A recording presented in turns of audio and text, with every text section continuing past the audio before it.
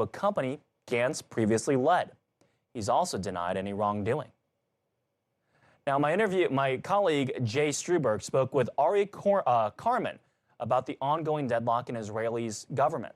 He's the founding president of the Israel Democracy Institute and the author of the book Building Democracy on Sand, Israel Without a Coalition. Until 1996, two-thirds of our parliament, the Knesset, comprised of 120 members, was comprised of two major parties, two-thirds. Following 1996, it was devastating, and actually we don't have any more big parties. What you see today is a struggle between two mid-sized parties with a lot of extortion of small political parties, and we've been caught up in this situation. The fact that we have a prime minister who was indicted added to this. I think that one of the major factors behind the fact that this is the third time, hopefully the last in the foreseeable future, is the fact that the prime minister has struggled without even reserving some skills against the law enforcement agencies to protect himself from facing the law.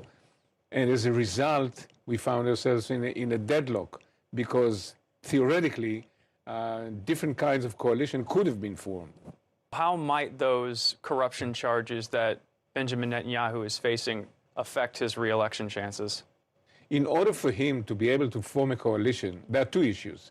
He needs at least 61 on his side to form a coalition. The polls show that this is not feasible. Then there is another issue.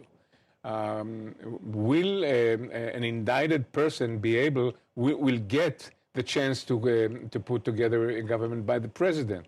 We don't know that.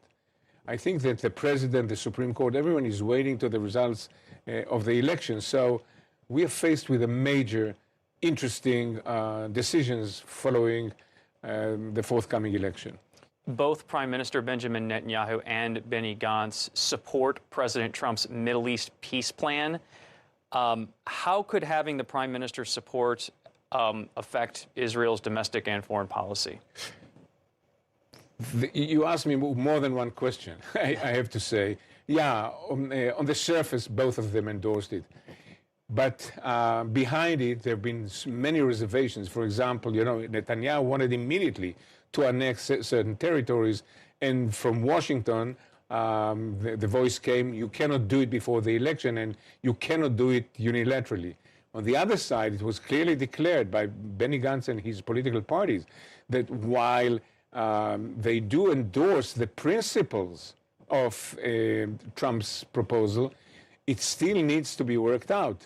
And one of the issues, for example, this is the voice from Blue and White, Benny Gantz's party, that nothing will move forward without dialoguing, particularly with neighboring Arab states, most importantly with Jordan.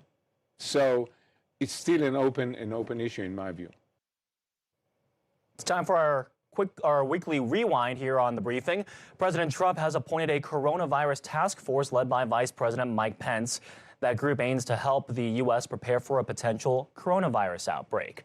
The president said this week the coronavirus outbreak is under control in the U.S., but a top CDC official said it is not a question of if an outbreak in the U.S. will happen, but when. 5 people were killed after a gunman opened fire at a Molson Coors facility in Milwaukee. Police say a former employee was in a dispute with a coworker and started shooting inside the facility. The CEO of Molson Coors said 18,000 employees are grieving after the shooting. All of the victims were Molson Coors employees. Harvey Weinstein was convicted on 2 counts of the 2